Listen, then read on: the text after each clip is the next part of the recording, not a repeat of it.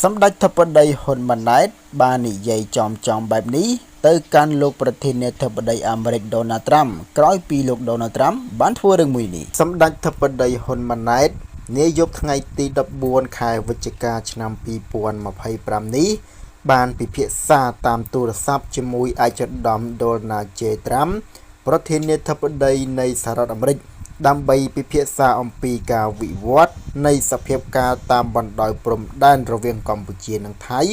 ក្នុងគោលបំណងបន្តជំរុញការអនុវត្តកិច្ចព្រមព្រៀងសន្តិភាពរវាងកម្ពុជានិងថៃហើយនៅក្នុងនោះផងដែរសម្ដេចធិបតីហ៊ុនម៉ាណែតក៏បាននិយាយថាតាំងនាមប្រជាពលរដ្ឋកម្ពុជាខ្ញុំបានថ្លែងអំណរអគុណឯកឧត្តមប្រធានាធិបតីត្រាំ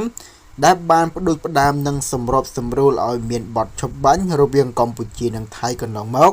និងសម្រេចបាននៅសេចក្តីថ្លែងការណ៍រួមទីក្រុងកូឡាឡាំពួរដើម្បីស្វែងរកសន្តិភាពយូរអង្វែងសម្រាប់កម្ពុជានិងថៃខ្ញុំក៏បានបញ្ជាក់ជាថ្មីអំពីការប្រកាន់ភ្ជាប់យ៉ាងម៉ឺងម៉ាត់រវាងកម្ពុជាក្នុងការបន្តអនុវត្តស្មារតីសេចក្តីថ្លែងការណ៍រួមទីក្រុងកូឡាឡាំពួរ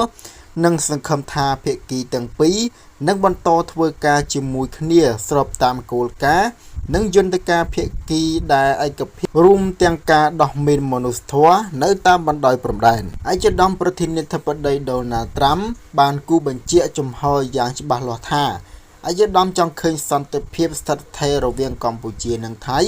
នៅក្នុងន័យនេះដែរឯកឧត្តមប្រធានាធិបតីអាមេរិកនឹងបន្តតាមដានយ៉ាងយកចិត្តទុកដាក់តាមដានកិច្ចការដោយយកចិត្តទុកដាក់ដើម្បីធានាមិនឲ្យមានការផ្ទុះអាវុធឡើងវិញនៅតាមបណ្ដោយព្រំដែនកម្ពុជានិងថៃកម្ពុជាបន្តរក្សាជំហរក្នុងការដោះស្រាយបញ្ហាព្រំដែនដោយសន្តិវិធី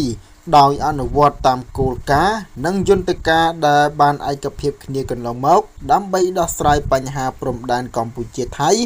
និងកសាងសន្តិភាពយូរអង្វែងរវាងប្រទេសទាំងពីរនេះគឺជាការលើកឡើងរបស់សម្ដេចធិបតីហ៊ុនម៉ាណែតក្រោយពីឯកឧត្តមដូណាល់ត្រាំបានដាក់ទណ្ឌកម្មសេដ្ឋកិច្ចទៅលើប្រទេសថៃ